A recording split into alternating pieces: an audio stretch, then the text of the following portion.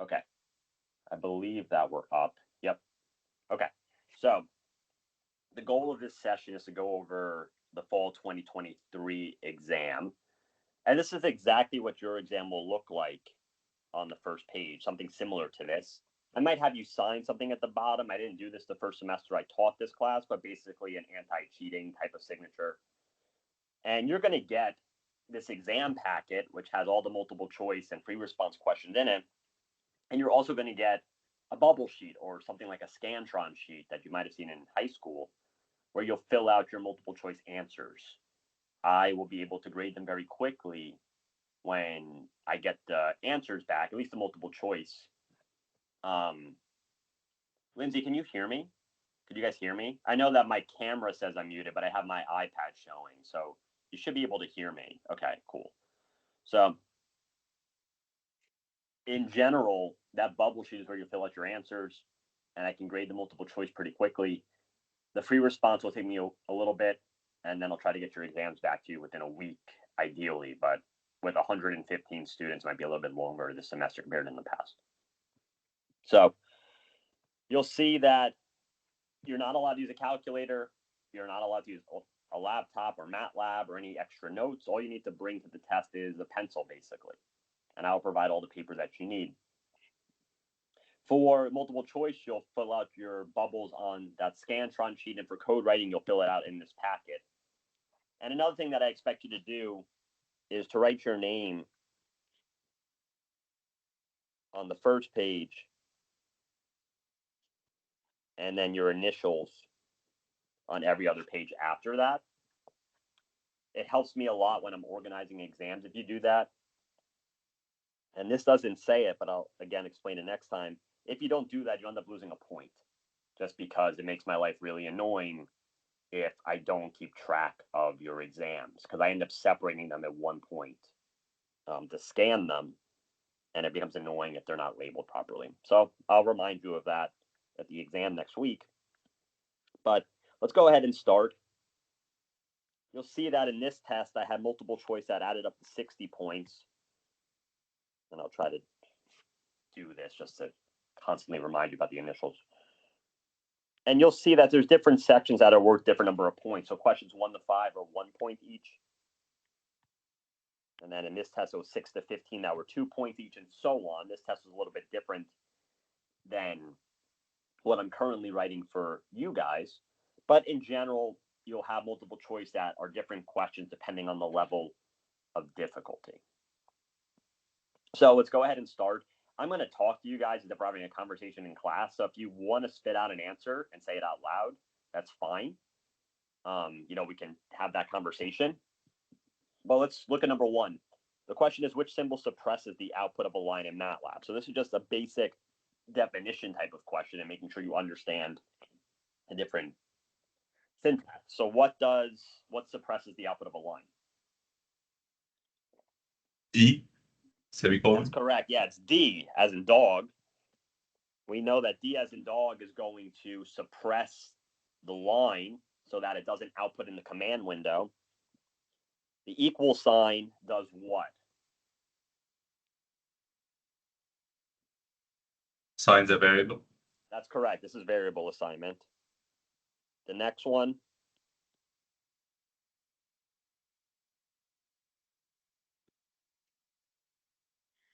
What's that next one? To emphasize that a variable is not equal to, so let's say like if x is not equal to 6, for example. That's correct. This is a Boolean operator. So we would do something like if x is not equal to 6 or something like that. Percentage sign. I'm hoping we all know that already. That's a comment. Comment. That is correct. It is a comment. And then a single and sign.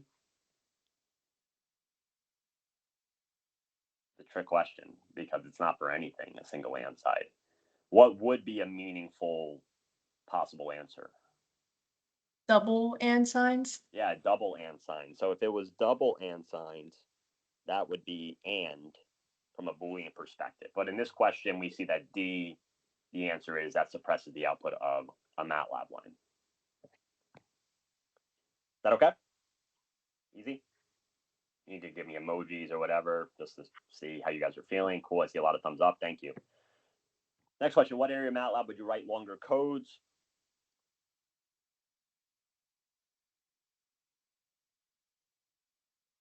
So where have you been writing all your long codes in your homeworks? In which area?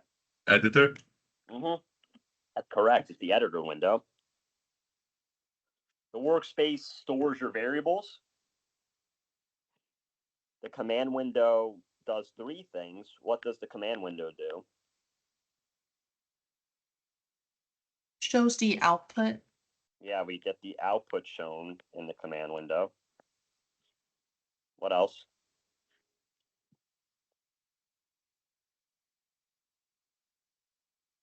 What else is To it search used for help, like to search what different commands do.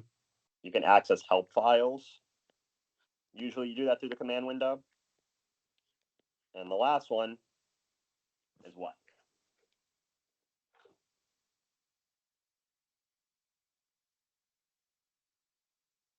The command windows. You can do math. Yeah, do it. Simple calculation. You just type calculations in the command window, and it'll just do it for you. So this is a calculator. Navigation ribbon is your toolbar area at the top where most of your commands are, like running the code, running sections, saving files, opening files, things along those lines. And then current folder is where MATLAB is currently looking on your computer. Basically, if you ever want to import data in MATLAB, which we'll talk about later in the class, but if you want to import data, your MATLAB file needs to be looking at a certain folder. And the folder that it looks at is whatever the current folder is set to. Good with that? Hopefully that's not too bad. I know I'm going kind of slow, but I just want to go in details and remind you of things. We already talked about number 3, which symbol when typed at the end of the line begins a comment. We know that that is our percentage sign. This one was the suppressing. We already did that. The pound sign or the hashtag, whatever you want to call it, isn't for anything. The asterisk is for multiplication. What's E? Or. Or. This is or when we're doing Boolean operators. And that's not what does a comment, so that is also out. Cool. Which one of the following is an acceptable variable name in MATLAB? So I give you 5 different things. Only one of them is correct. The question is, which one?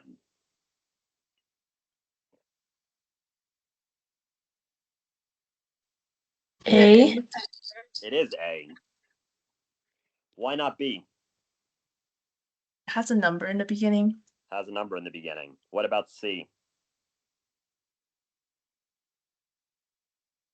Space. Space. And D and E both have the same problem. What's wrong with D and E? They have a function that can be used. I wouldn't phrase it like that. Because we'll see what But it's functions the mean later. special character. That's more what I'm looking for. They're special characters like the pound sign or the @ symbol.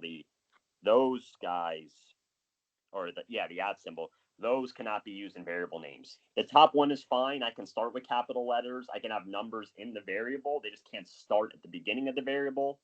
So A is the correct answer. What does a double equal sign do?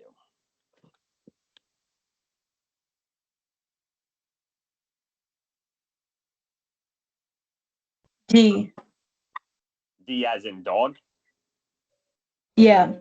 Yeah, this checks for equality. This is a Boolean. It is a defined variable in MATLAB. We've used it plenty of times.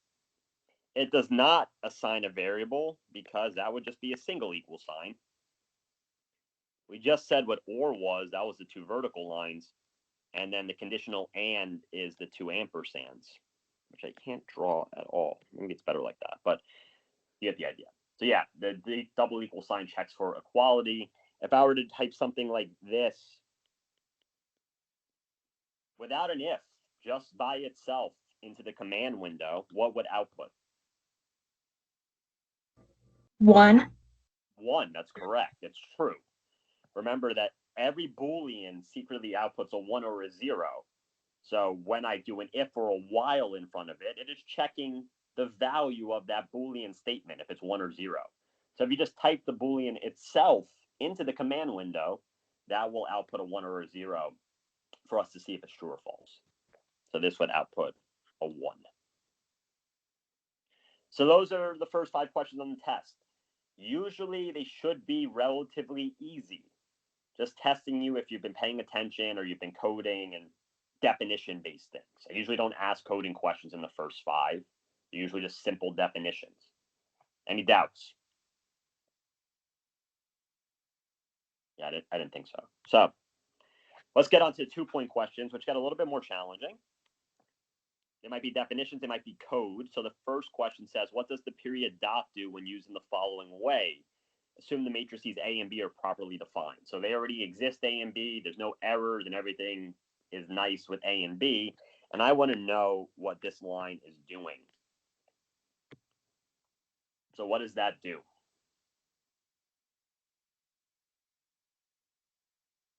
C. Which one? Sorry, I couldn't hear you. C. C, that's correct. This is element by element. Whenever you have a dot before some sort of operation,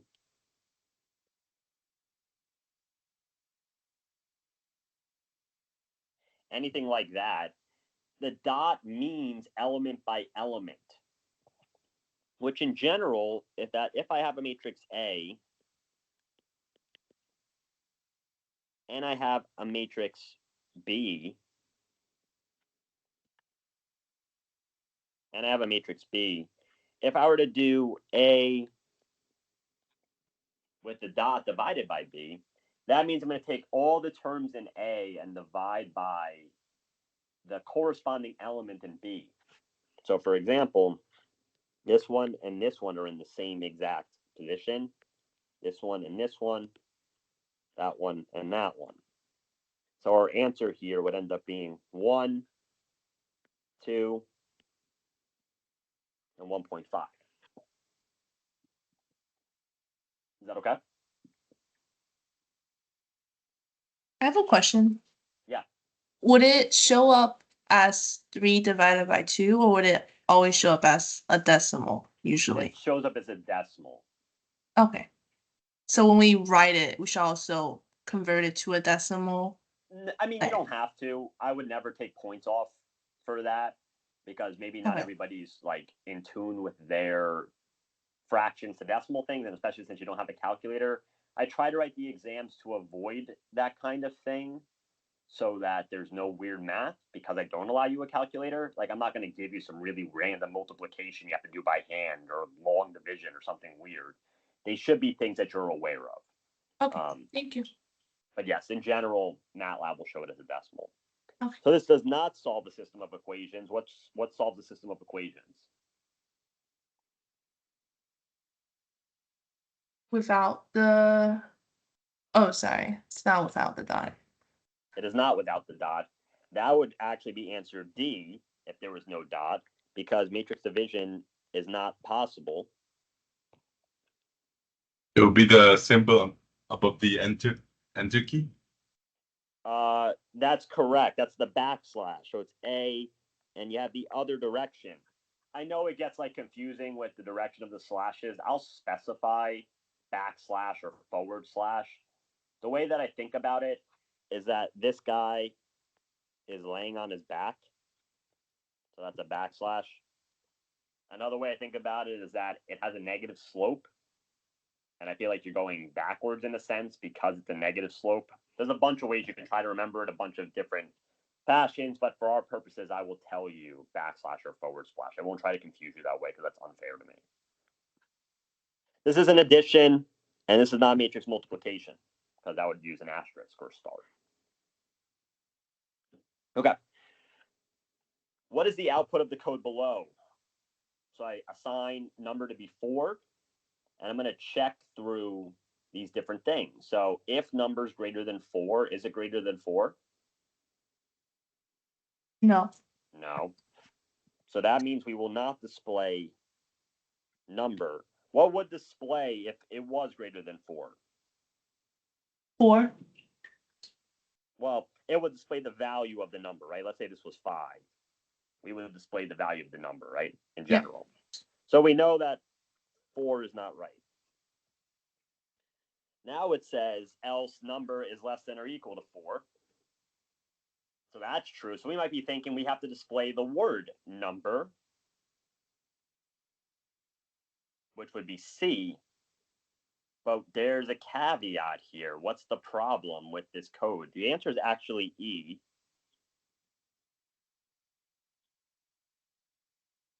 And when I wrote this, it's not really an error that pops up, which is why I don't love this question, but the code doesn't do what you expect it to do. And I want you to tell me why.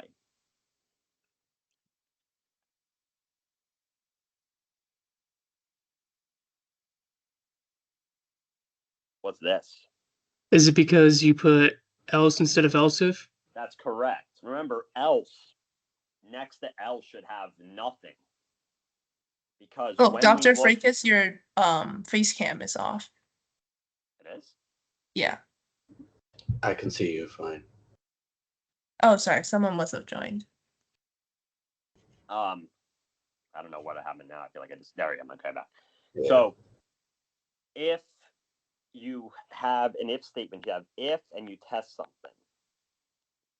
Then you have else if, which also tests something specific. And I could have a bunch of else ifs if I want. It doesn't matter. Else is everything else that it can possibly be. You do not write anything here because of the fact you are testing for everything else. Why would I put something specific? If I'm doing something specific, it has to be else if. Again, this final one is everything else. So this code wouldn't actually give an error. This was poor writing on my part, which is why I don't love this question. But in general, it will not work the way that you would expect it to. And that's why I marked it as an error. I think I gave them the credit back for that question because I think everybody got it wrong. And that's on me. But I want you to understand that point, that else does not have anything after it. Is that okay? Reactions. Thank you for the thumbs. Thumbs are good. Yeah, that's great. Cool. For matrix A defined below, what's the following sum? So this is testing you on your ability to identify elements in a matrix. So let's go through these numbers one at a time. A of 1, 2. What number is that?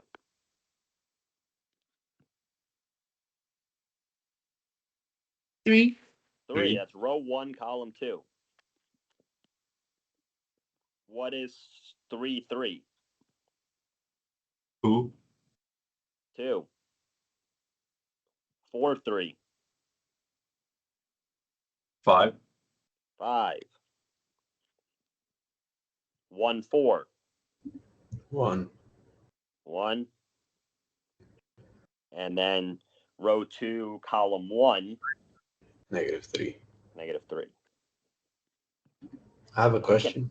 Yes. Sorry. So I think yesterday in class we had a question that was that looked like this on the quiz, which I got confused because we took A1, 2, we would take all of the first row with the second column. So how do The I know one that was on the quiz yesterday that you're talking about. See how in this one I just specify what row I want to go to and what column I want to go to, right? A of 1, 2. That's going to go to row 1, column 2. That'll spit out one number.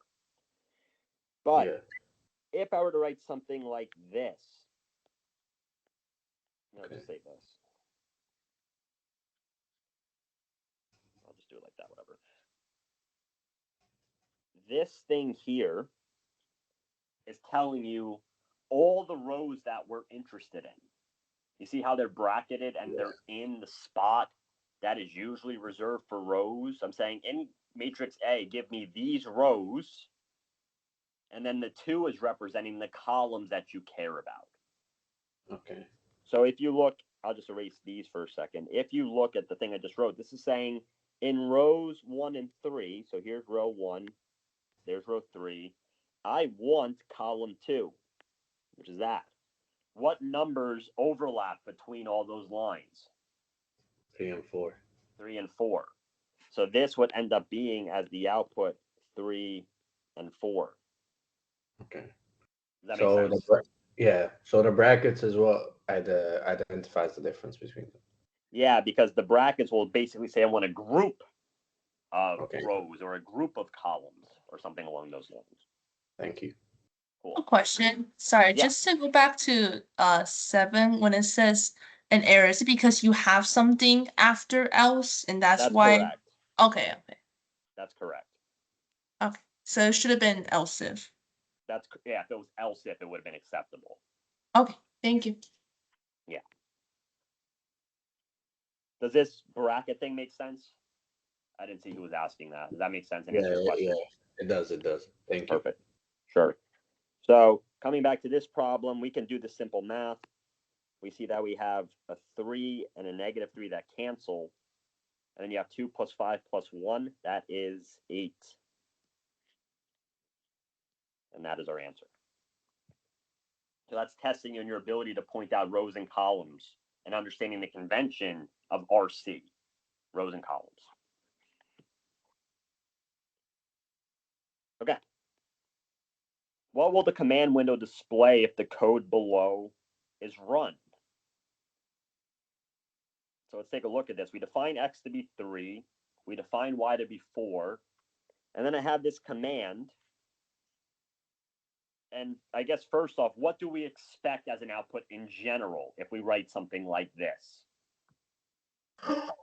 A 0 or 1. That's correct, a 0 or a 1, because this is a Boolean operator that's going to output true or false, or a 1 or a 0. So the 4's gone, that's gone, and there's no error. So now we're torn between 0 and 1. So let's go ahead and look. We have X is 3, Y is 4. So if X is 3 and Y is 4, we're testing, is X not equal to 3? Is that true or false? False. That's false, which means our answer would be 0. Is that okay?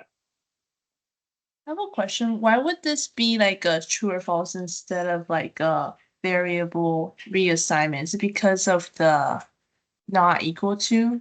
Yeah, that's the reason why.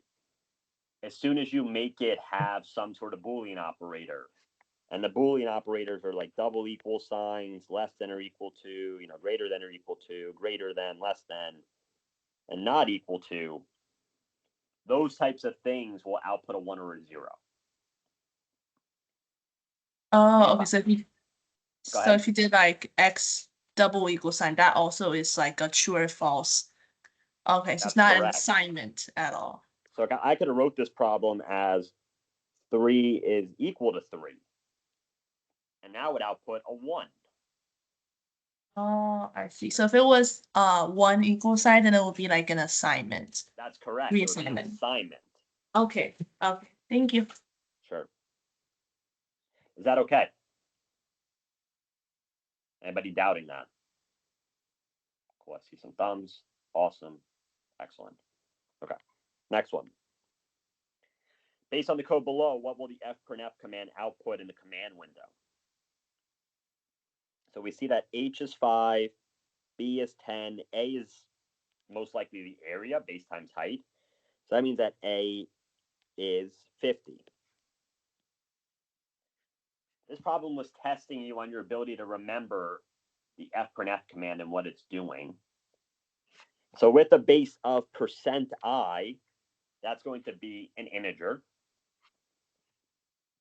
%i means another integer that we're going to substitute in, and another integer that we're going to substitute in, which means that d is out because %i is a placeholder for some sort of integer. Some letter, %f is the other one we did, which was for floats, decimals. That was another fprintf indicator, and %i is the other for integers that we care about. The thing that's important, though, is the order.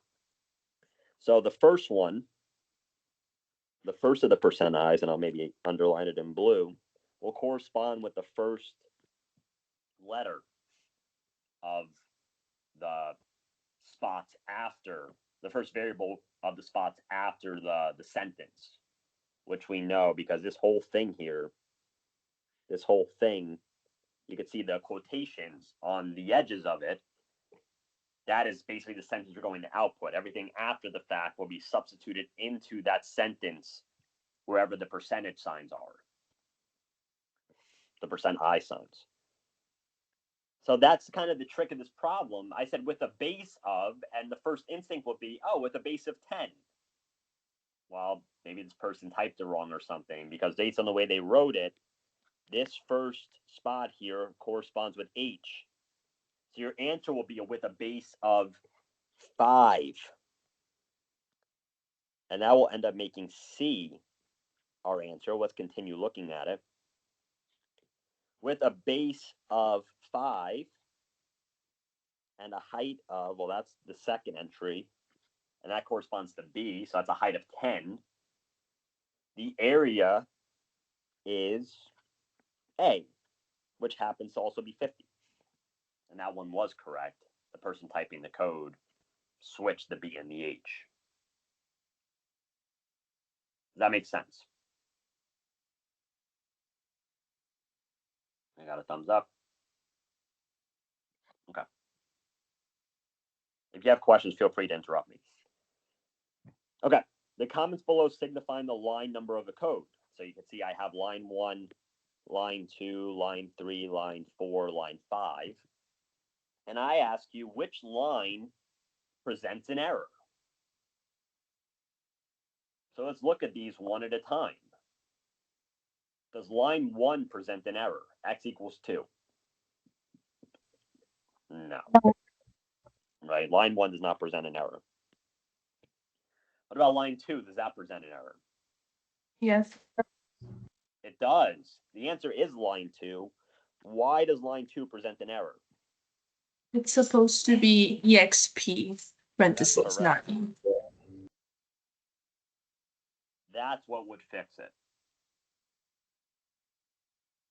That's the correct exponential function, e squared.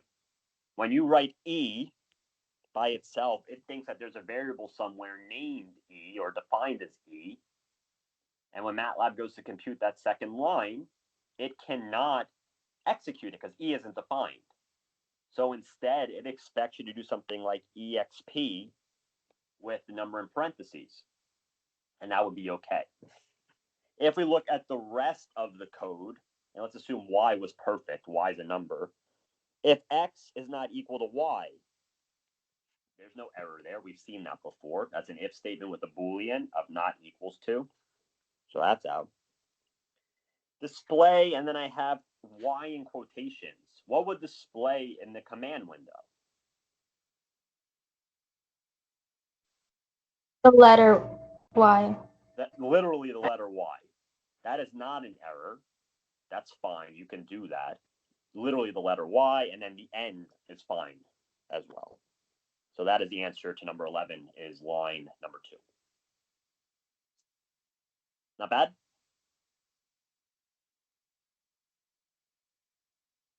Cool. What would you type on your keyboard to stop a running code? This is more of like, have you been studying the notes and messing around? Which one is it?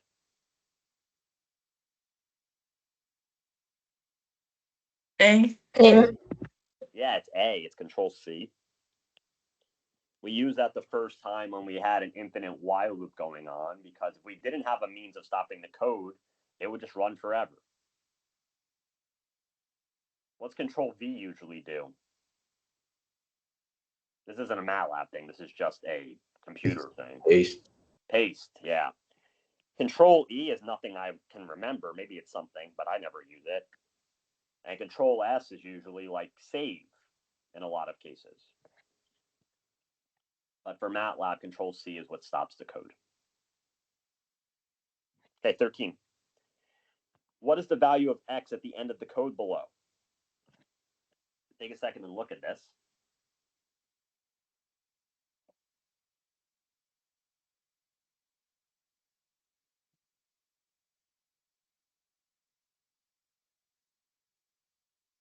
what is x going to be?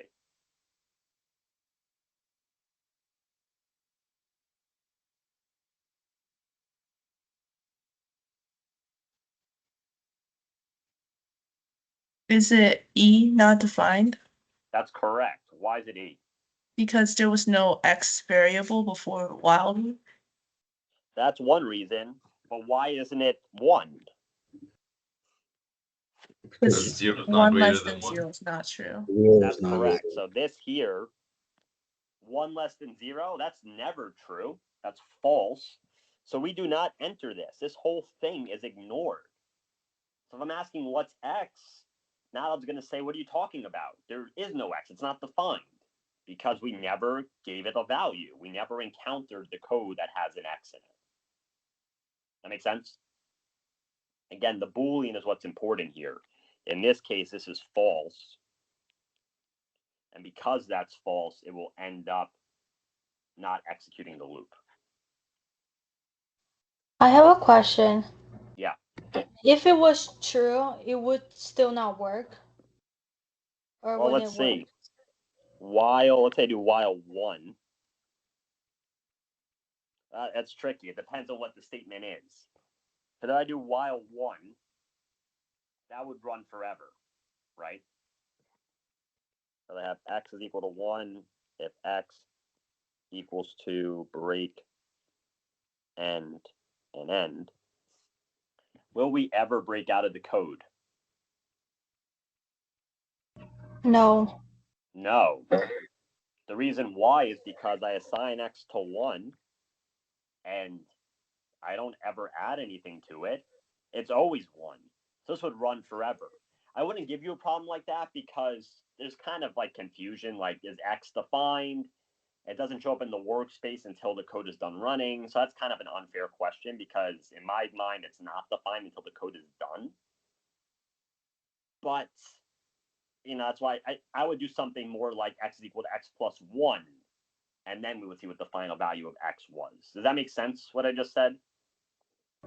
It does, yeah. Okay, good. I have a question. So you say that this, like while 1, it would still run even though there's no X variable assignment before that? Right, because remember that the Boolean, which is the thing that is written after the while loop, is outputting a 1 or a 0. So if I do while 1, that means it's true, and it will always be true because I'm never changing that 1. It's always going to be equal to 1. So this code will keep looping, and in our loop, if we were to make a table of just what x is, we come in, x becomes 1. Is it equal to 2? No. We come back up and we repeat again. X is still 1. X is still 1. It stays 1 forever because we never add 1 to it. Oh, So- okay. I see. So that's what's happening with X behind the scenes, but it's kind of like, I don't know if it's semantic is the right word, like a semantic argument. Again, I'm not an English major, so ignore my poor words. But in general, is X defined? Well, it's being used in the code, but it's not in the workspace until the code ends. So there's kind of some ambiguity there. And I wouldn't Is write it problems like that. because It's kind of not fair. is it because it's like while 1, so it's true, so it starts. So that's how like the loop still like it'll run. Okay. That's correct. The fact that the while 1 is true, we jump into the code, and now X becomes assigned to something. If it was 0, would it not run? That's correct. Okay, Because thank you. it's the same thing as this, because 1 less than 0 is a Boolean, and that outputs secretly a 0. So that means while 0, this will not run because that means it's false. Okay, thank you. Perfect. Any questions about this? Cool. Number 14. For the matrices A and B below, which operation is valid?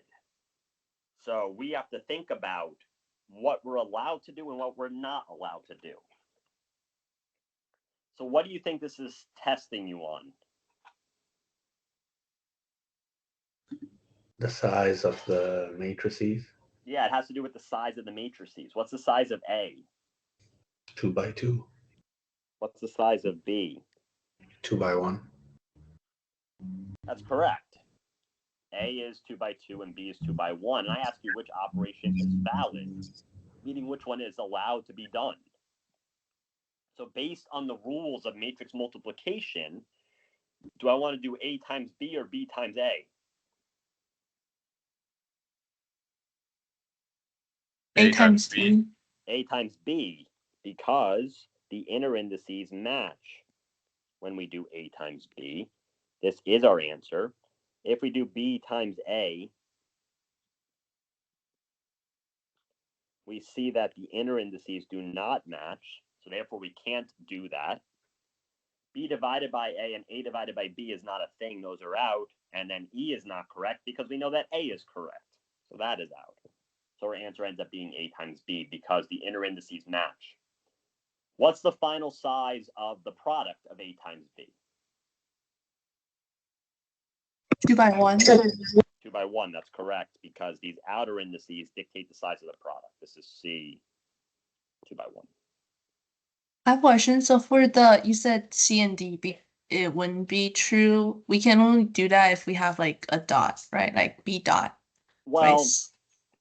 MATLAB does weird things sometimes when you include the dot and the matrices are different sizes. I would never recommend doing a dot between matrices that are different sizes because I don't Okay. understand what it's doing in the background. But if But it's the from what we're same discussing- size. Yeah, that's what I was getting at. Like if they're the same size, if they have the same number of elements, that's okay with the dot. Okay. But if they're like A has 4 elements, B has 2 elements, and you're doing element by element operations, like okay, the 1 might have a pair with the 3, the 4 might have a pair with the 2. What are 5 and 2 going to do? They're very lonely by themselves. They don't have any friends. Okay. So from an element by element perspective, it doesn't really make sense on what's Okay. happening conceptually. Okay. Thank you. Cool. Let's go to the next one. How do you write the following matrix T in MATLAB? So this is strictly testing your ability of taking a matrix which has some size and writing it properly in MATLAB. So let's take a look at these answer choices here. And we can try to figure out which one is correct.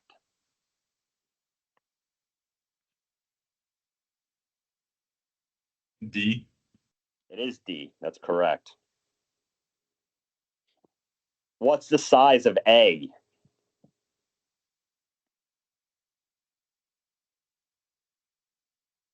Six by 1. That's correct. This is 6 by 1.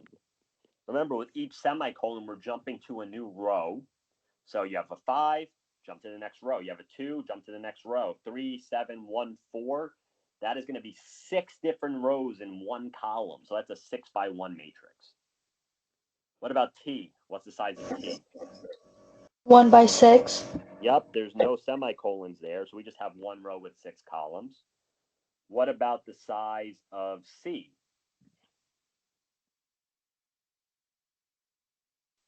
Two by 3. Good, that's 2 by 3. We know that this T is 3 by 2, by the way. We didn't say that, but C is 2 by 3. And then the E is also 2 by 3. But it looks like it was typed differently. So you can see that I did 5, 2, 3 for C. So I did like that type of thing for answer choice C, which is incorrect. And for answer choice E, I went 5, 3, 1 down, which is also incorrect. So D is our answer choice there. Is that okay?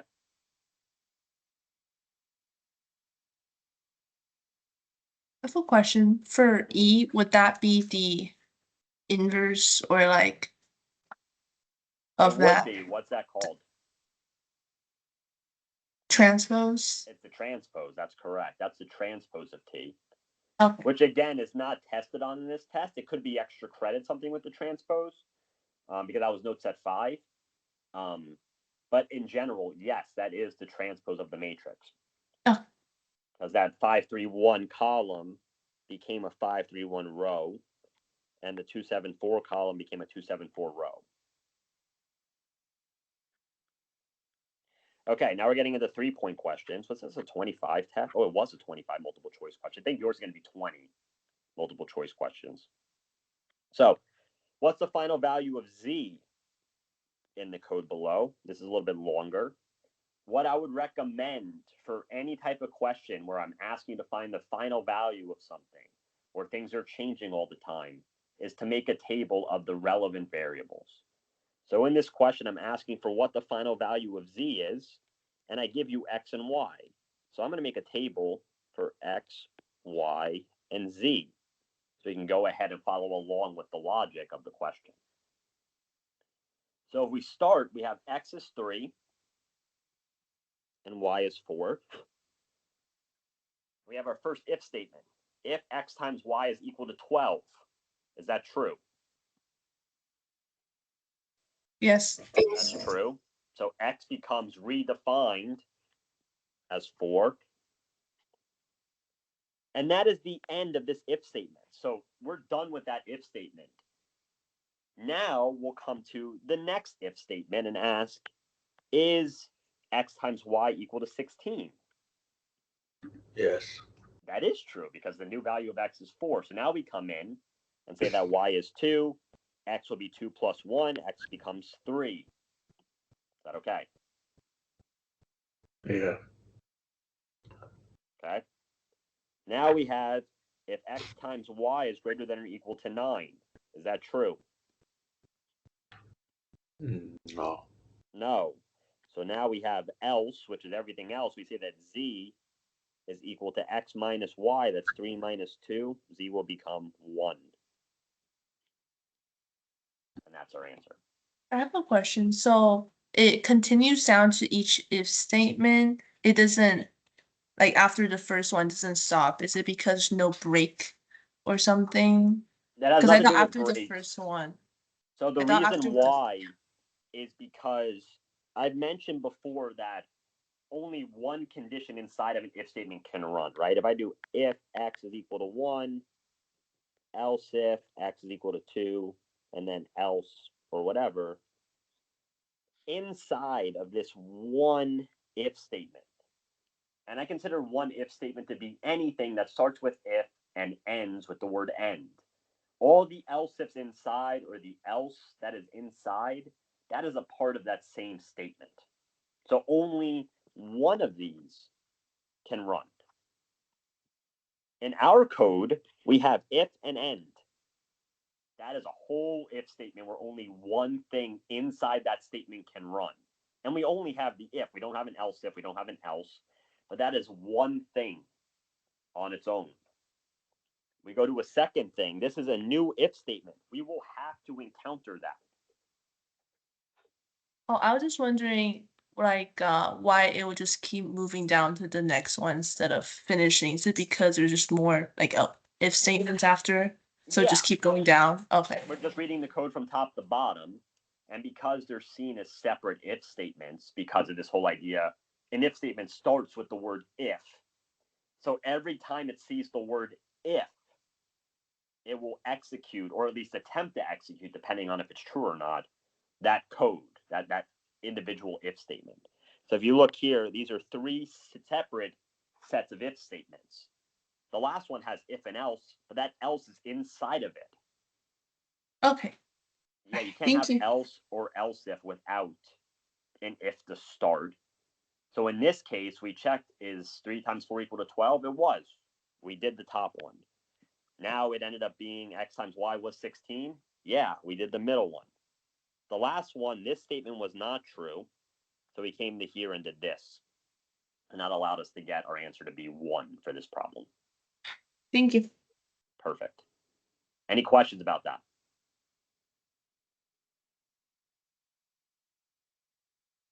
Okay. We would like to type the following line into our code. N is equal to n times 3. What line below should we insert this equation so the final value of n is 5? So you see, I have line 1, which is commented out at the moment. The idea is, well, I want to replace one of those lines with n is equal to n times 3. So the idea is I want to put it in line 1, line 3, line 5, or line 7. And I want my final value of n to be 5. So this requires a little bit of thinking and a little bit of logic as to what you want to do. So I want you to spend a couple seconds to try this if you haven't already. Think about where should we put this n is equal to n times 3 line to make this code work as expected.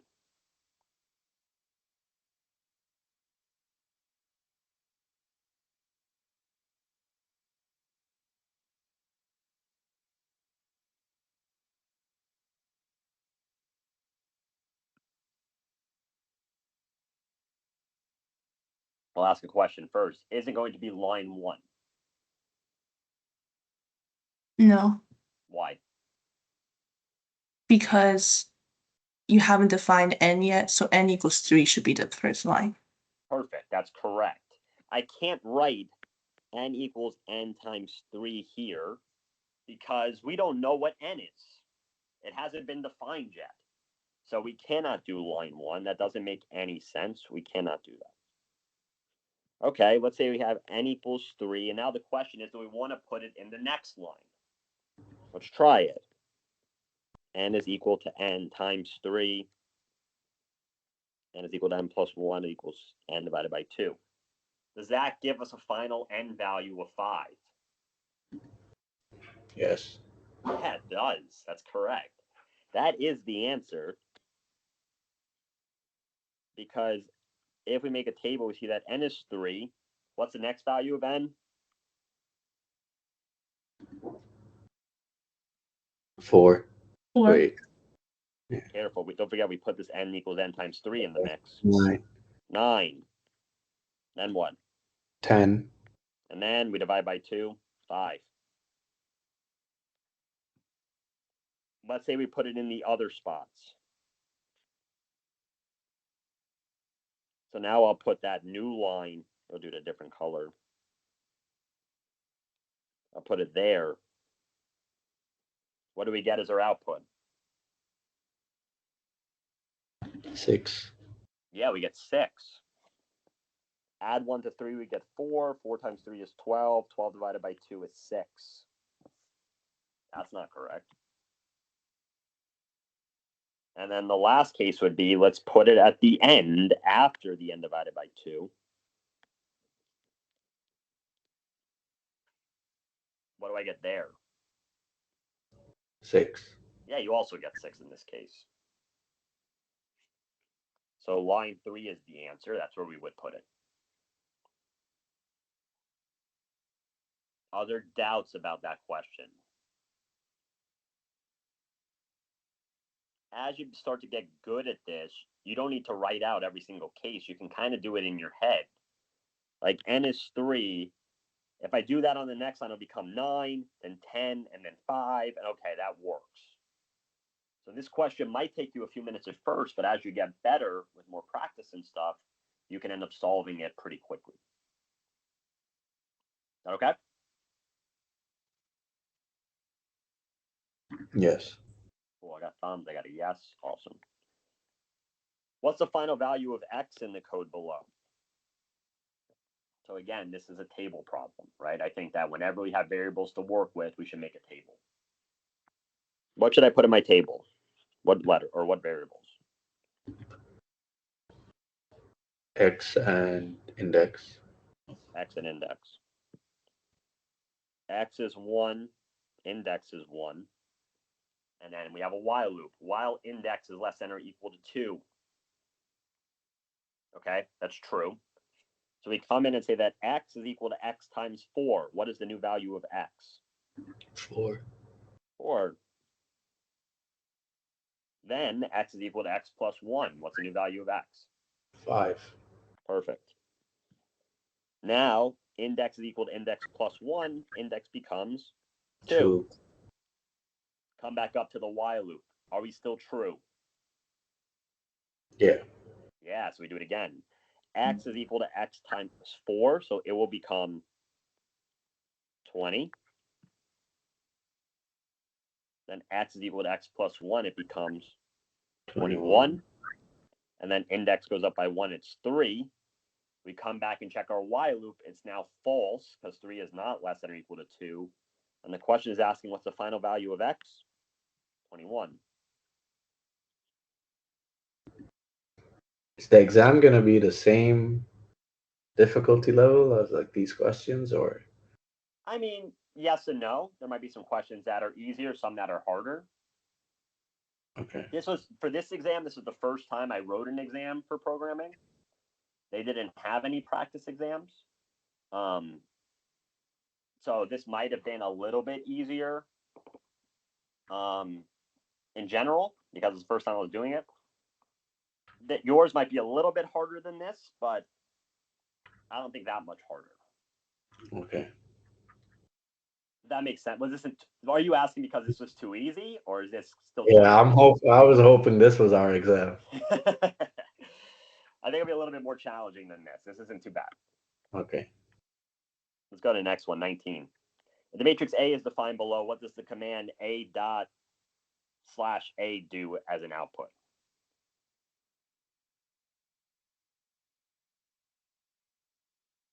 The D. Yeah, it's D.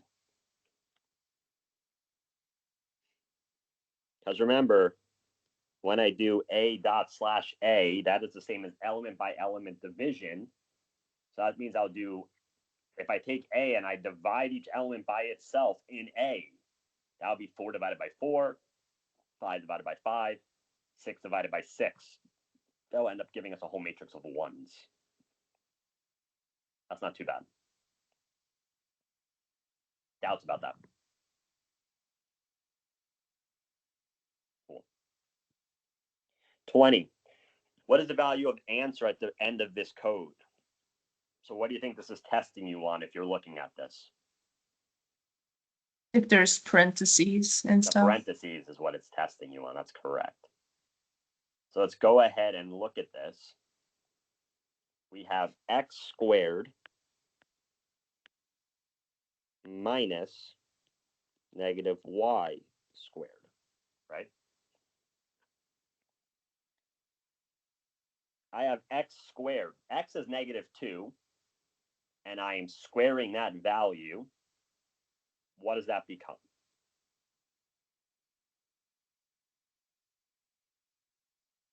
Or 4. Yeah. That's 4. Even though there's no parentheses here, it doesn't matter. It's the value of x in its entirety that is squared.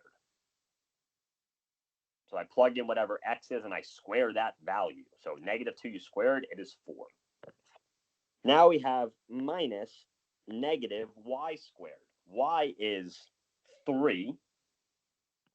The question is this negative sign here going to be squared as well?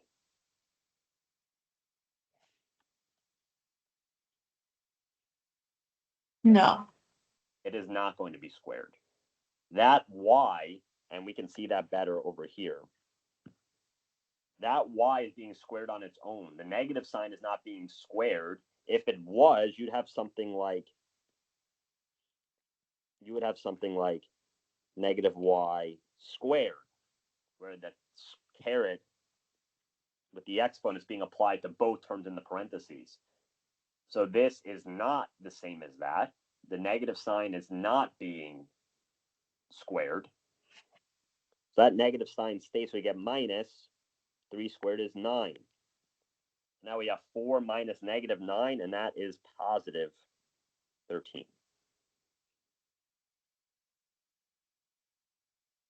Questions?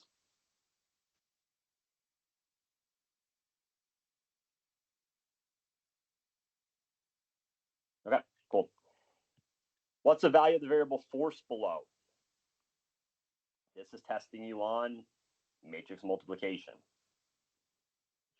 So if you have A, how would I write A out if I wanted to do it on paper? A is that a row or a column vector? A column.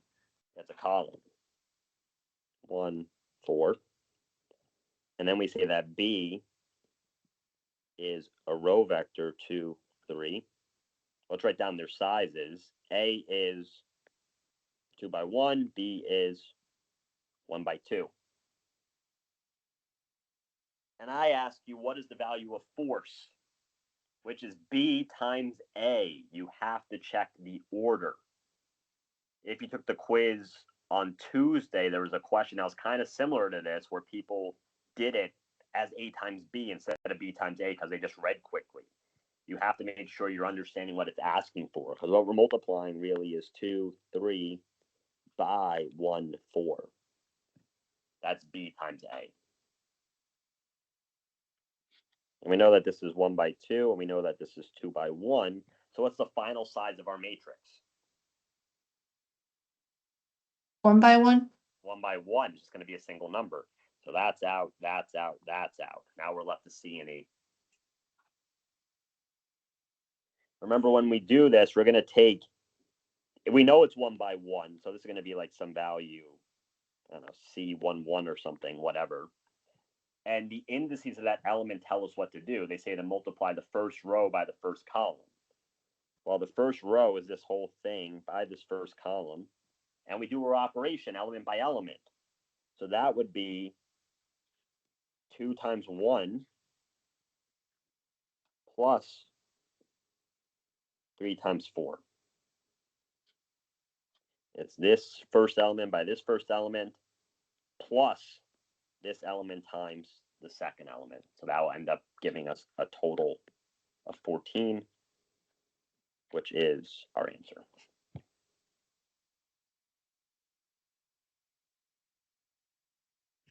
Good? Well, thank you. Yes.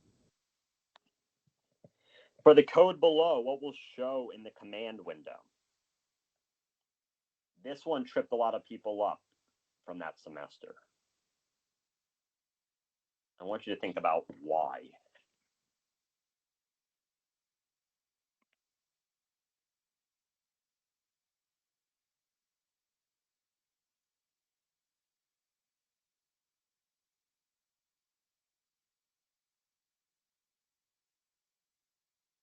Or if you have an answer, let me know what your answer is.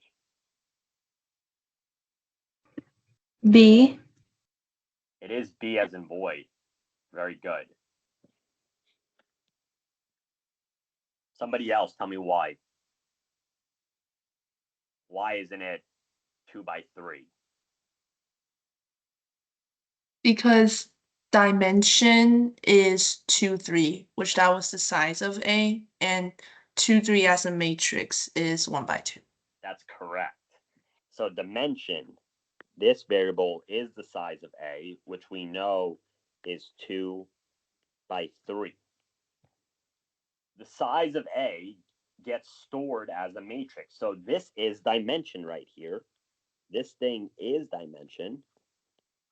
And then I ask you, what's the size of dimension? Well, that's 1 row and 2 columns. That one really tripped over people the first time I taught this class. But that's how you would do that. Is that clear to anybody? Everybody else, I mean? I'm kind of confused. Yeah, so A, there's kind of 2 steps here. We do A, we do dimension, and then we have the size of dimension. Okay. So A is this random 1, 5, 6, 2, 2, -2. Dimension is the size of A. So that is 2 rows by 3 columns. Okay. That size of A is assigned to this variable dimension. So the numbers 2 and 3 are a matrix that are assigned to the variable dimension. Okay. And I ask you, what is the size of that variable dimension? Well, the size of this matrix Okay. Yeah, is I 1 get row it. by 2 columns. I get it. That makes sense? Yeah, thank you. Good. And that would be 1 by 2. And then the size of that answer is also 1 by 2. And so on. Okay. Matrices A and B are defined below. What is the value of the word final after the code below is run? I give you A, and I'm asking you to extract some things. I'm telling you B, and then I want you to go ahead and ultimately add the new A and the new B together. So let's go ahead and look at this new A. based on what we talked about earlier, the brackets that are there, so these brackets, are basically telling us what rows to look at. So that's saying go to rows 2 and 3.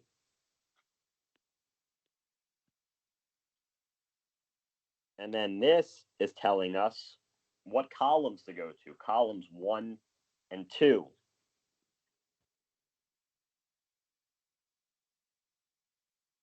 And we want to know, what would that output? That's going to be assigned to new A, whatever I extract out of that command. So what is new A going to be? 1, 1, 3, 4. That's correct.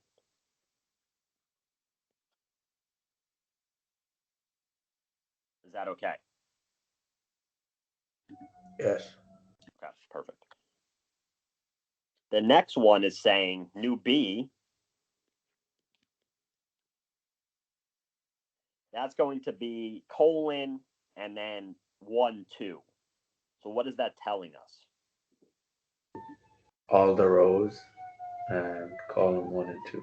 That's correct. So the colon says, look at every single row. So we have 2 rows here. And then it says specifically, I want to take columns 1 and 2. So that means that new B will be 2, -1, 0, and 3.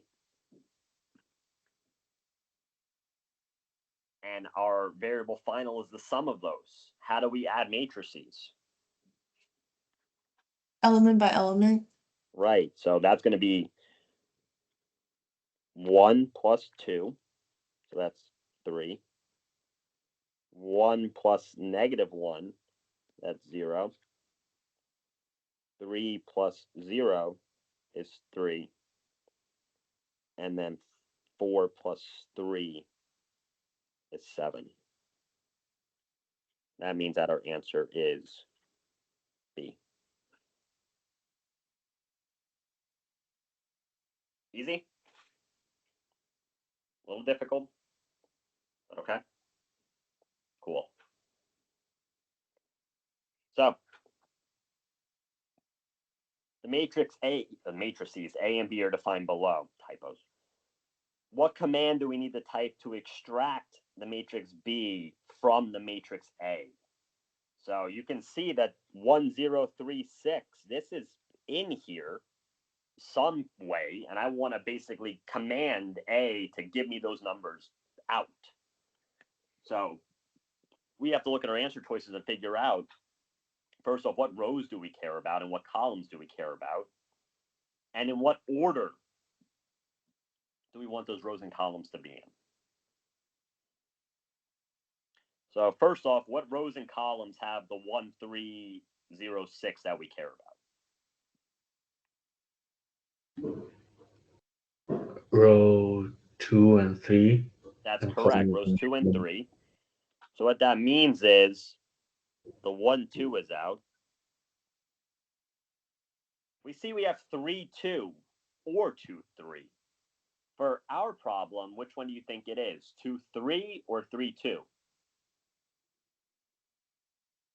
2, 3. It is 2, 3, because if we're going to do row 2 first, that will be the first row in B. Granted, we're going to switch the columns around, but we see that if I had, let's say, 6, 0, 3, 1 as my B, well, that would be row 3 first and then row 2 after. So maybe it'd be something like that. So the order that you write the numbers tells you the order you want them to appear as rows or columns in your new matrix that you're extracting. Is that okay? Yep. Okay. So we know that it is not 3, 2 based on that logic. Now we have to look at the columns. We see that we have 1, 0 first. So what column comes first? 2. 2. Our answer choice is E. Now, if you look at E, and you're to kind of go backwards to check your work, we see that we're going to be doing rows 2 and 3, columns 2 and 1, but in that order. So the 1, 0 is first, and then the 3, 6 is next. So that's what gives us our final answer of E. Is that okay? Yes. Perfect, thank you. Last multiple choice. Well, at least that's not extra credit. What's the final value of the variable answer at the end of this code? So for this one, we will need two variables for x and for n. We see that x is defined as 6 and n is defined as 0. And I say, well, x is greater than or equal to 2. So that means we'll enter our while loop because it's 6 right now. And we see that n is equal to n plus x. So what's the new value of n? 6. 6, that's correct. The next line says that x is reassigned to x minus 2. So what's the new x? 4. 4. Now we come back up and we check, is that greater than or equal to 2 still? It is. We'll come in and say that n is equal to n plus x. So that new n becomes 10. We'll subtract 2 from x now. That'll give us 2. We come back up. Is our while loop still true? Yes. Yes. So that means that n becomes 12. And what does x become? 0. 0. Come back up. Is 0 greater than or equal to 2? Nope. So our answer is going to be equal to n plus x. Well, x is 0, so it just ends up being n, which is 12.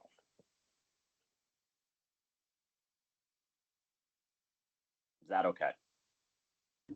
Yes. Not too bad? No. Okay, good.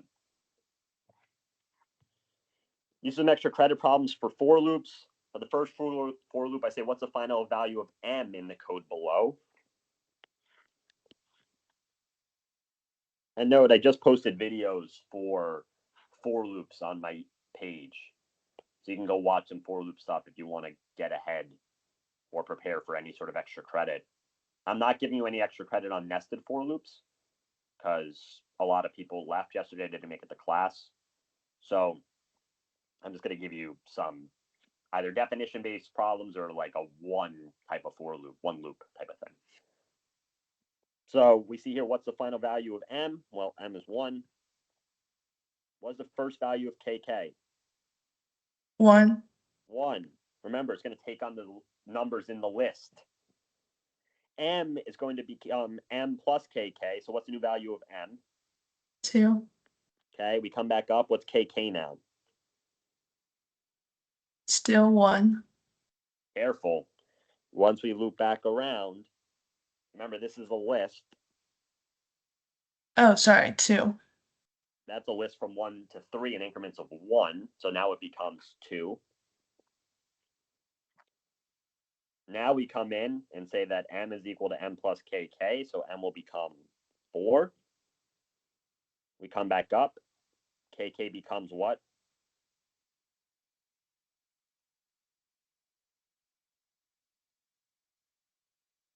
Because we did this. Kk will now become 3. M will be equal to m plus kk, so m becomes 7. And they're asking what's the final value of m. And that's the answer, because once we come back up to the top of the for loop, there are no more numbers in that list. The code is done. We're done with that loop. Any doubts about that?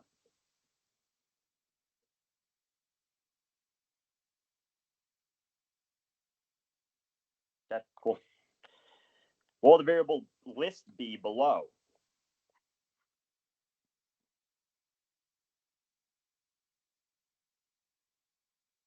BD. Yeah. Again, this question is not meant to be hard, But there's a lot of people who didn't come to that class before the exam or just didn't care about note set 5 at all. This is like 3 points, this question. If you came to class and you understand the list. Again, this means we start at 3. This is the starting number. And we'll increment by 3. So it'll be 0, 3, 6, 9. And this is the maximum possible number we can have in our list. So if we were to add another 3, it would be 12. Well, guess what? That's too big. We've exceeded the 11. So that means our list just ends after the 9, and that is our final answer. All good? That's it for the multiple choice. You can expect something similar to this, maybe a little bit harder because I've become a little bit more difficult in writing exams to challenge you, because I've noticed that sometimes, depending on the exam, it can be too easy. I don't want it to be too easy. I want it to be challenging, but still fair. So I'm trying to find that middle point, and I'm still in the process of writing. I'm hoping to finish tonight. Okay. Code writing. So for them, I gave them 40 points of writing code. I think I did it across 3 problems. So we'll go ahead and go through this and try to understand what's going on. So the instructions say to write out code using appropriate MATLAB syntax. Any minor mistakes in syntax will not be counted against you, but if there's any major mistake that will dramatically change the output of your code, that will be counted against you. I also recommend that you comment appropriately, so that if you're doing something wrong, at least I have an idea of what you're trying to do and your logic's correct, even if it's not coded correctly. So doing so can at least help me give you partial credit, because I do give partial credit when I grade these, just a matter of how much, depending on how off you are. If you tell me what you want to do, at least in words, that can at least give me the right thought about, that you know what to do. So let's go to the first problem. I give you this matrix, 1, 1, 3, 4, 1, and I tell you to assume that you know that the matrix has 5 elements in it. So we know that. So I say write a code using a while loop and other things to count how many 1s are in the array. Make sure you define all variables, including the matrix A. So somebody walk through with me, what do you think the logic is in this problem? I just don't want to write it right away. I want to take a second to think about it. Where we have this matrix A and we want to count how many 1s there are in it. So what is a good way of thinking about this logically?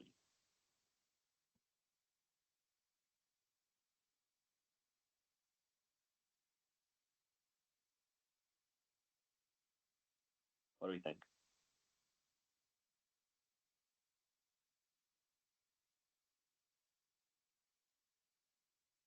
Or if you want to do it really simply, let's say I give you this array on paper. I give you this matrix on paper. Here, look at it. And I ask you to count how many 1s there are. Well, what do? You look at the element and say, oh, that's a 1. Okay, we have 1 of those. Oh, look, the second one, that's a 1. Now we have 2 of those. The third one, that's not a 1. The fourth one, that's not a 1. And the last one, okay, that is a 1. Therefore, I have 3 1s. So we have to take that thought process, because I can give that to a kindergartner and say, how many 1s are in the thing? Oh, there's 3 of them. Okay, maybe not kindergarten. But you can count how many 1s there are just by looking at it. How do you translate that general idea into code is the question. If it's like, what will we do if it's not equal to 1, or like if this is equal to 1, count it in our total sum of 1s? That's correct. That's a great way of thinking about it. We can have a variable count, let's say, that is counting the 1s. Maybe that count, I'll just call it count, and I will initialize that to be 0. A quick question. So for our variable to use the count, should we not use n, because n can be used as like which column you're in? So should we use like another word? That's up to you. unless Okay. I specify I want this to be the name, you can use whatever name you want. I'll be able to read the code, and like if you call it something random, it's like, okay, cool, I know what you're getting at. So don't stress Okay. about that, because I grade the exams, so I will have an idea about what you're going for. So Oh, I you was call just whatever you want. wondering if that would be an error, like since sometimes we use like 1 comma n as like a placeholder for something. If you use n as your count variable, would that mess it up if you use like Yeah, one? so if Okay. I had a count variable that's counting ones, that Mm-hmm. should be its only responsibility. I wouldn't Okay. double up and use it inside of like the iterating through the matrix variable, because now you're Mhm. kind of doing two things at once. Okay. Yeah, there's no limit on the amount of variables you can define. So in Mhm. general, you can define as many as you need to accomplish what you need to do. Okay. Thank you. So we know that the count is 0 at first, and I'll just comment and say that this is the number of ones. And that's initialized. That's our initialization of that variable so that we have it at our disposal. And we have to define the matrix A, because they tell you to include the matrix A. So that's not too bad. I'll do brackets 1, 1, 3, 4, 1.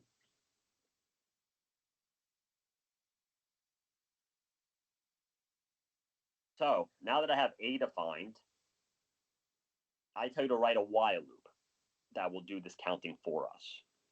What do you think the while loop's going to be doing with each iteration? Seeing if that like a certain variable is equal to 1, and if not, to move on to the next variable. Right. So each iteration of the while loop is essentially going from one element to the next and then checking the value of that element. And we want to do that for a certain amount of times. So maybe the counter that I'll use to, or not, I don't want to call it the counter, but the variable that I'll use to know which element I'm at can be its own variable. Maybe I can call that n. And I can make that 1 to start. And then I'll go from 1 to 2 to 3 to 4 to 5.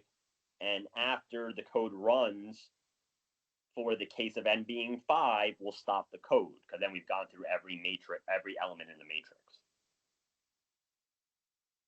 Is that clear? Okay, thank you. So n is 1. This will be our element tracker. So now that n is defined, we'll do while n is less than or equal to the number of elements in the matrix. And you might be thinking, how do I know if it's less than or equal to or less than? Well, let's pick one at first, and then at the end of writing the code, we'll do it ourselves as if we were reading it to make sure that it makes sense and it does what it needs to do. So while n is less than or equal to 5, what we'll do is what now?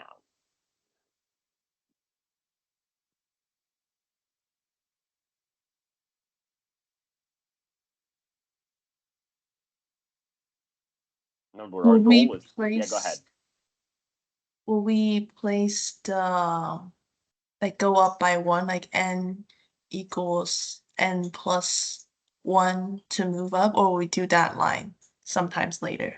That'll have to be later, because Okay. if I do n equals n plus 1 here, the first value of n we're checking is 2, which means we would skip the first one in the matrix, Okay, yeah. right? Should we do the like putting the position of the matrix, like doing A1 and then comma like n and the like something like that? That's correct. We want to see if that element in the matrix is equal to 1. So what kind of programming logic do I need to use? Because they say here use a while loop and other things. What are those other things? If An if statement, yeah. What I can do is say if A of row 1, column n, if that is equal to 1, What do I want to do?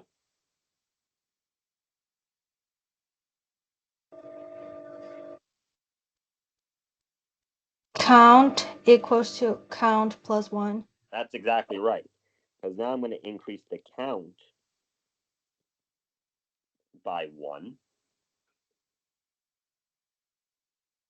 And then I can end it. Now what?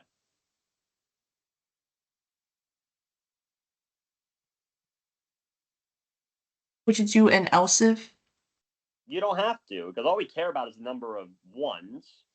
So if I do if it's equal to Oh. 1, increase count by 1, that's all I'm checking. I don't care about anything else. So I just end it. I don't need anything in between. Would you do n equals n plus 1 That's here? correct. Now we need n is equal to n plus 1, because that will allow us to go to the next element in the matrix A. And that will be the end of our code. So let's look at this, and maybe we'll write a table just to see if we can understand what's happening. N and count. N is 1 and count is 0 to start.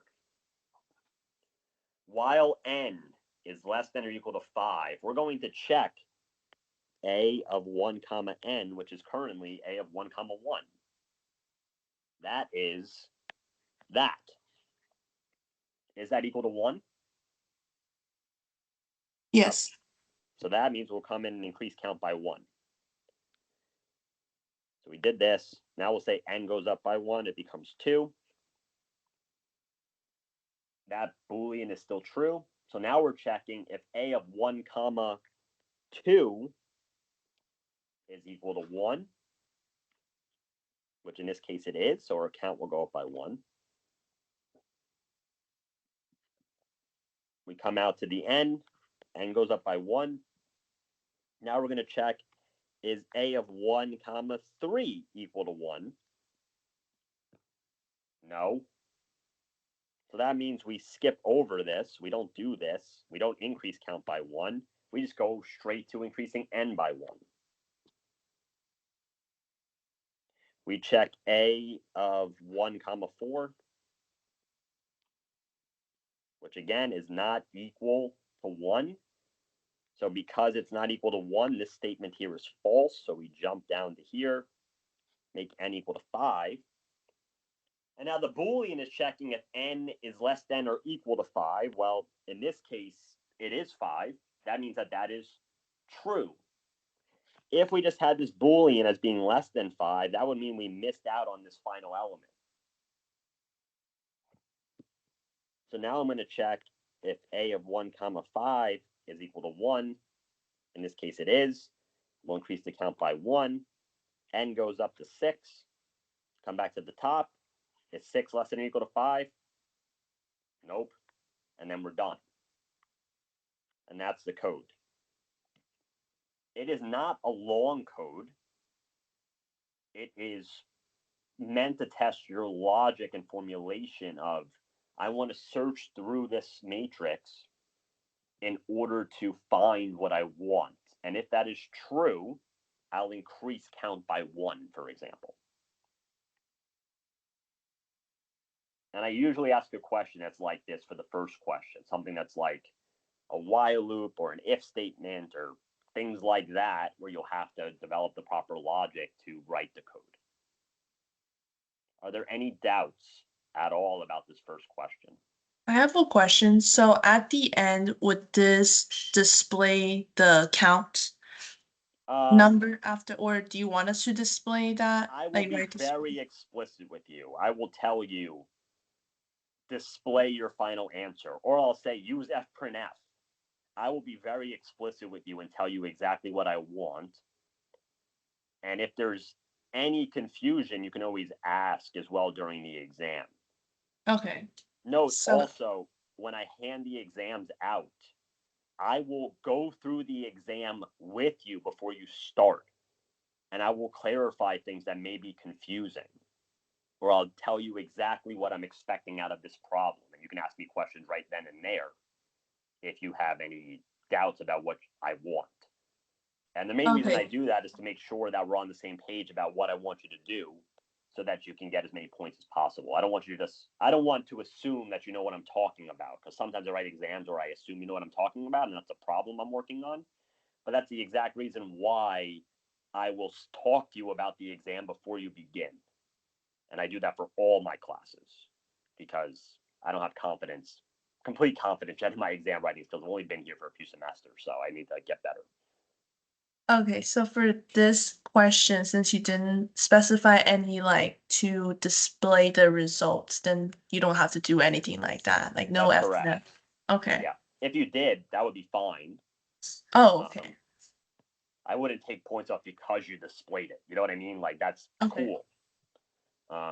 But yeah, in this case, I just said write a code that counts how many ones. I didn't say to display what the answer is. So in this Okay. case, it's fine. Thank you. Sure. Okay.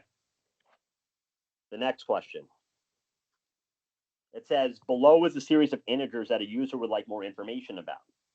So we have 1 minus 4 plus 9 and so on. The first term, n equals 1. That means the term is 1. The second term, meaning n equals 2, is negative 4. The third term, n equals 3, is 9, and so on. Below begins a prompt or a code that prompts the user for their term of interest. So I say pick a term you're interested in. So if they were to type in the number 2 here, the code would output the second term in that series, which would be negative 4 in this case. So for example, if the user types 2, meaning they want the second term, the code would output negative 4.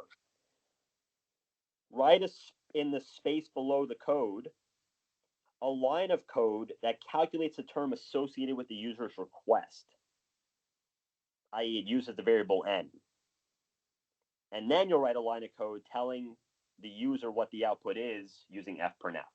And I tell you the format, the value of term whatever is whatever, where the stars represent the variables you need to fill out.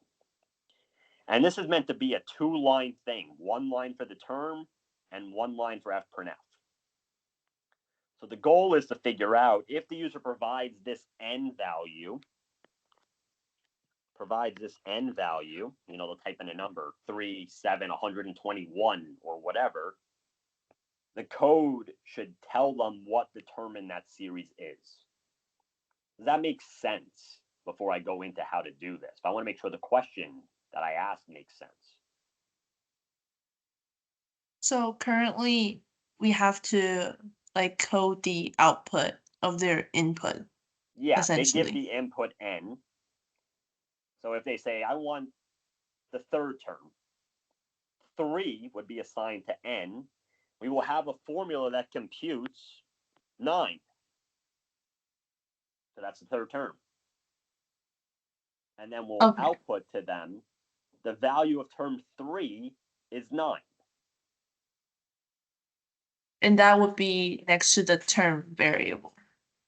Well, the term is more the equation. The fprintf would be this. Okay. Right. So I say do it in the space below because there's not enough room here to write it. So term. So what do we see about the relationship here? If I think about this as terms, this is term 1, 2, 3, 4, 5, 6, and so on.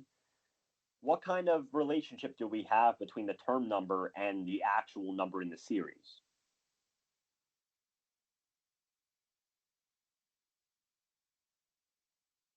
Let's ignore the positives and the negatives. Let's just in general. Square. They're squared, right? So depending on the term number, you're going to square that term. Is that okay? So I'm going to do n squared. That's the first step of this. We see that we're going to be squaring those terms because 1 squared is 1, 2 squared is negative 4, or 2 squared is 4, 3 squared is 9, and so on. But now we need something to consider the fact that the signs are changing. So we have positive 1 for the first term. We have a positive for the third term, a positive for the fifth term, and so on. So what that tells us is that odd terms are positive and even terms are negative. Do you see that? Got a thumbs up from somebody. Got a couple thumbs ups. Okay, good. So the question is, how do we include that in our term equation? What is a nifty way to make a number negative or not, depending on whether or not something's even or odd?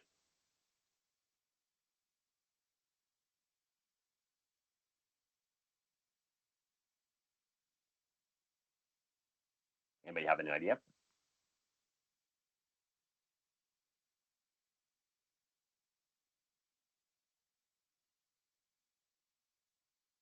Isn't it if it's a even term, it's like we'd have to first determine if it's like a even or odd term, right? Well, I only allow you to write one line for this term equation, so we can't write more code. Oh, okay.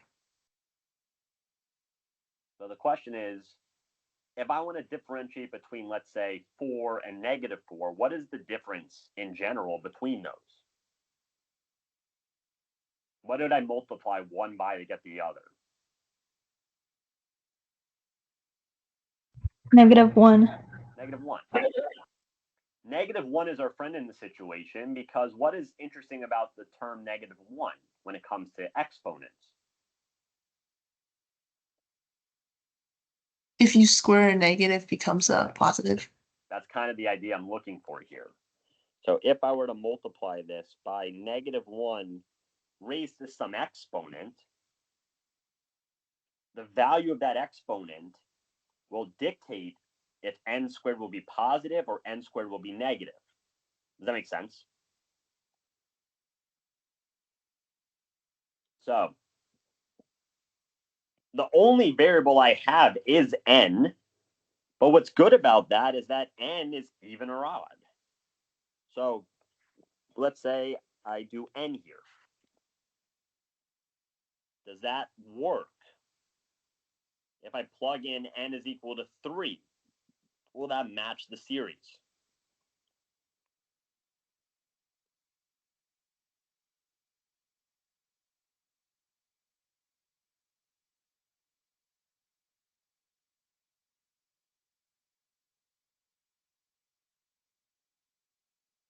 So if I plug in n is 3,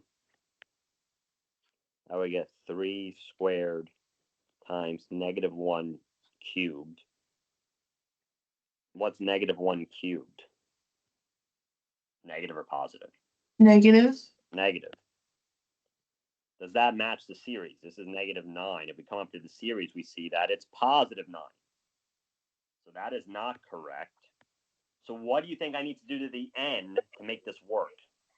N plus 1. Yeah, n plus 1 or n minus 1. Anything like that would make it work. So now let's go ahead and try it again. Let's say I do n is equal to 3.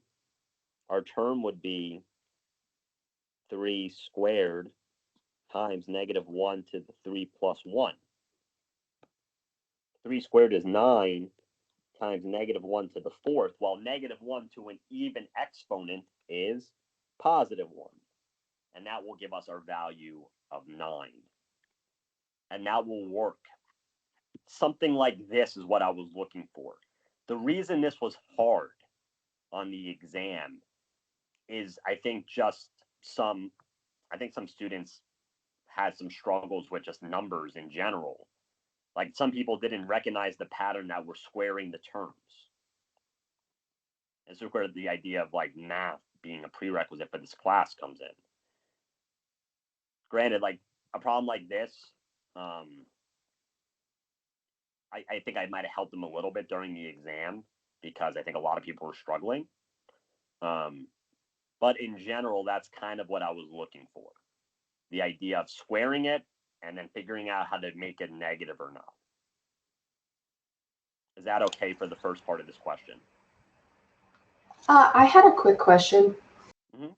So for the square root, like when it's, or not square root, the exponent of n plus 1, is it supposed to be written how you have it written or with Nope. the little caret in parentheses? That's, yeah, like that.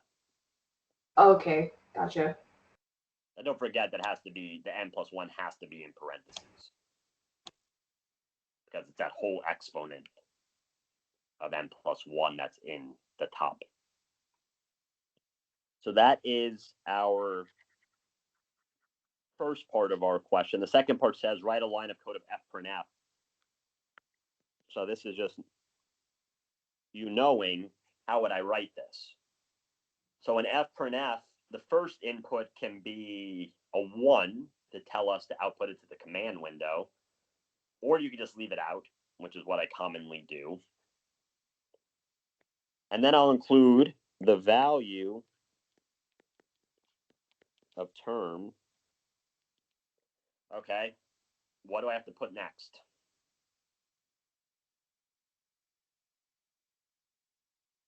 Percent I. Of percent I is, and then another percent I. What goes next?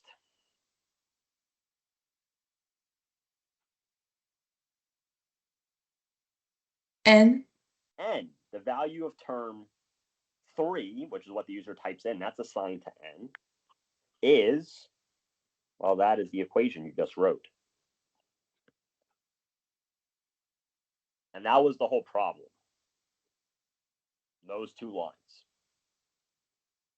Figuring out the pattern, encoding it correctly, and using fprintf to display the results. Any confusion about that?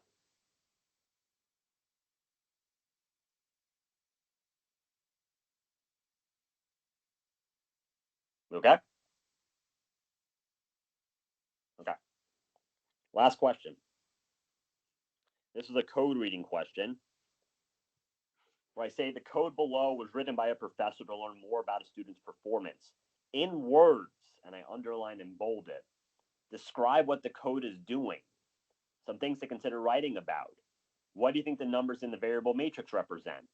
What is the answer variable describing? And I tell you, you don't need to calculate the answer variable fully, but I recommend calculating a few elements to understand what's happening. So the big thing here is that the code is written by a professor to learn about a student's performance. That's the background to the problem. So let's go ahead and look at what this code is doing to see what the output is. What are we learning? So if you look, we have a matrix defined, which has 1, 2, 3, 4, 5, 6 numbers in it. And we see here we have something like, well, I is less than or equal to 6. Okay, maybe that's kind of giving us a hint. We're going to look through each element in the matrix. We initiated I at 1, so we're going to start with the first element in the matrix. And I have a sum equal to 0. So let's go ahead and write down some numbers here. I sum. So I is 1 and sum is 0. We come in and we say that sum is equal to the sum, which is 0, plus matrix of 1 comma I. So what is happening here in words right now? What are we doing?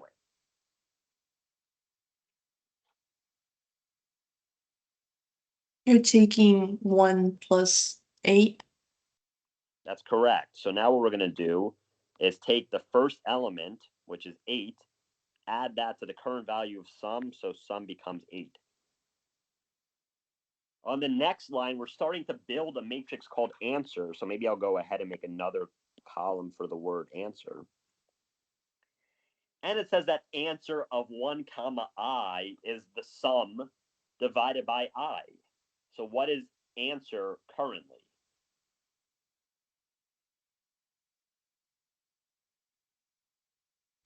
A. 8. It's the current sum, which is 8, divided by the current I, which is 1. So it's 8. Okay, cool. I goes up by 1. And then we come back and we repeat. Our sum, which is currently 8, we're going to add the next element in the matrix of 1 comma 2. So that's the second element. Our sum is going to be 16.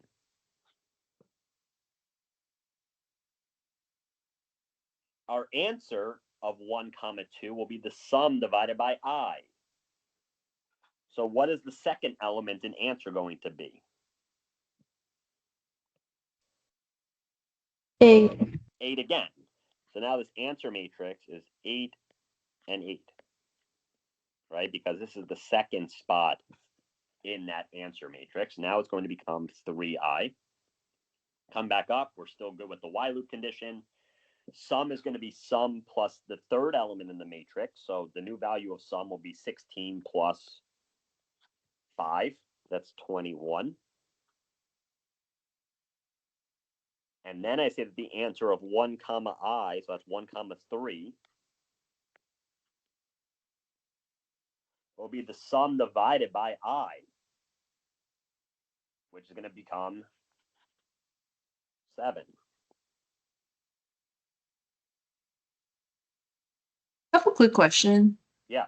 For when you had I equals 2, so when you were on the second loop, wouldn't you take at the answer 1 comma I equals sum divided by I? Wouldn't you do 8 divided by 2 because I was increased by 1? Well, remember that beforehand, we took the previous sum and then added the next element in the matrix. So that was 8 plus 8, which is 16. I was still 2. When I do 16 divided by 2, that gives me 8 again. Oh, so the I was 2, it's just the sum became 16, which produced 8 again. Right. Okay, thank you. So now we just found the third element in our answer, because I is 3. We just did this line. Now I goes to 4.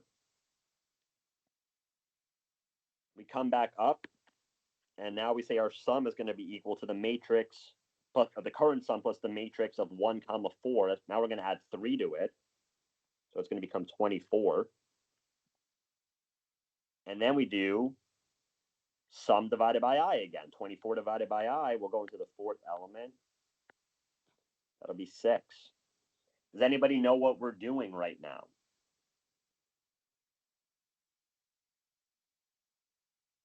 As the question says, what is the answer variable describing? What are we doing?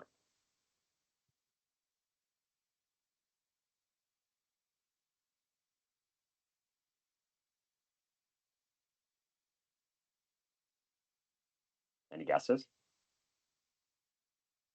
Would it be like a student's score, or like if on the assessment, like number of question correct or something like that? So the matrix might be their score or their grade on something. So their matrix, like for part A, it says, what do you think the numbers in the matrix represent? That would be grades or quizzes or something related to their metric. So you're right on that. But Is it specifically, their what is average the grade answer doing? or What'd you something? say? Their again? average grade?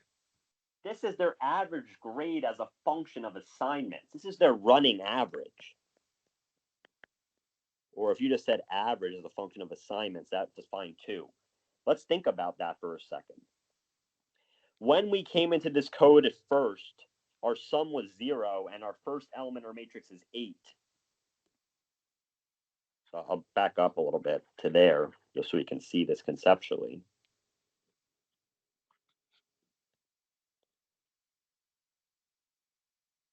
So our sum went to 8. And the first thing I do is take the sum and divide by I. Well, that is the score on the exam divided by the number of exams. There's only been 1. So this is the first element in answer. When we come back up, or before that, we increase I by 1. We come back up, and now we say that the sum is equal to the sum of these first 2 assignments. We do 8 plus 8, which will give us 16. What's the average you got in 8 on both exams? It's still 8. If you do 16 divided by 2, that'll give us the average after the second exam. This is average after first. And this is average after second. The next exam, they got a 5, and we calculated their average to drop to 7, which makes sense. If you got a lower grade on the third test, your average is not going to be an 8 anymore. It's going to drop a little bit. Considering that you have 2 8s versus a 5, you'll end up being closer to the 8, so it ends up being a 7. So this code is finding what's known as a running average, or if you just said an average, that was full credit too. You're basically seeing what the student's average is as a function of exam, because the code was written by the professor to learn more about a student's performance. How did they do at the beginning of class versus the end of the class? Did they start off strong? Did they get worse or better? That's what this code is doing. And that's anything like that was what I was looking for. This question was pretty high scoring. Most people got this right. And if you're doubting it right now, if you're like, I don't know if I would have thought of that, remember, you have a long time to take the exam. And I think that if you spend some time with the problem and thinking of ideas, you will come to the right answer. And I think that's what a lot of students did on this test last fall, is that they were able to work their way through it to figure out what that matrix answer was telling them. I have a quick question. So can we, when we are thinking of what this could represent, could we look at, like the way I looked at it was if like the divided by I, and I being like the number of elements it is, and usually that's some sort of indication of like an average when you divide by like the amount that you have. Exactly. And then like it was added by 1, which is like including the next one and the next one. That's correct. Every time we Okay. increase I by 1, and now we're adding the next assignment to this sum variable, well, now we're including another assignment in our average. Okay, thank you. Any doubts about this or any part of the exam? That's the end of this exam, where we have those multiple choice and the 3 free response. For this question, could we just have left our answer as this is calculating a running average or like average to earn like the points? Or will we have to, like for this one, do we have to work out this table thing to kind of prove that we know this is like an average and we're calculating it to prove it? This was, again, the first time I wrote an exam, so I didn't specify to show that. And there might have been a few people who said this is a running average, and I gave them full credit. But most people made a table because I don't think you can just see this, and maybe you could, but some people can't see that right away and they have to make a table. I think in the future, to minimize the idea of cheating, because if somebody says like, oh, it's a running average, and they just wrote that, my first thought might be, well, did you prove that to yourself? Did you visualize that? Did you just look over at your neighbor? So in the future, and for your exam, I'll be very explicit about what I want to make sure that there's no doubts. As like work or something like that, Yeah, kind of. show your table, show your work, fill in this table, whatever. Okay, thank you.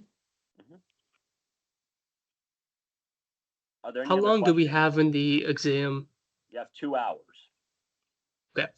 So we're going to start at 5:15 on Tuesday. I'll post an announcement about it. And that's to help those people who have to walk from across campus or got stuck in traffic or something driving to campus. But we'll start at 5:15 and we'll go until 7:15.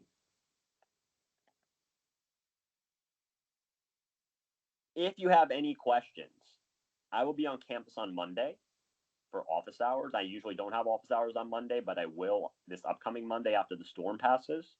If you want to message me when you're studying, please feel free to reach out to me on Teams or through email, and I'll be happy to help you. I recommend doing the spring 2024 exam that I also posted.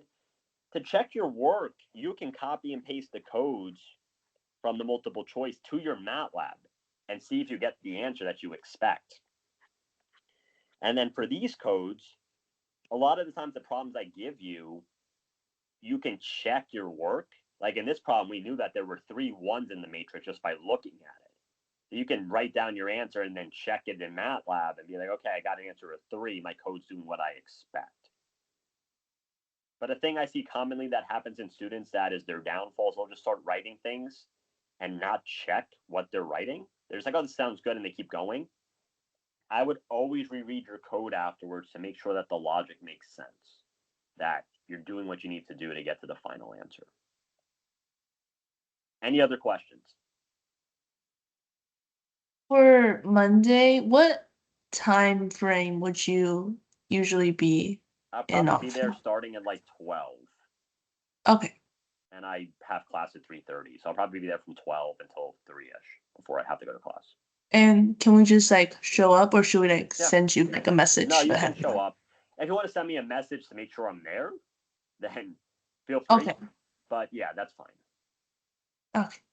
And Any other? Oh, go ahead. Yeah. when we do the spring exam, I was wondering, can we like for the writing code part, can we like do you have like a solution posted for that or no? Don't have a solution posted, but if you want to Okay. email me or message me, I can take a look at your code and tell you if you're on the right track. Okay, like I can like take a picture and like send Yeah, it. or copy and Okay. paste it, or send me the M file if you type it, or whatever. Okay. That's fine. Okay, thank you. Sure. Anything else? Okay. I hope this was helpful. If you have feedback, let me know. If you have other questions, you can just reach out to me in private. That's fine. We'll try to get through it. And good luck studying. Our exam will be Tuesday. All right, guys. I'm going to stop recording now. Thank you. Okay.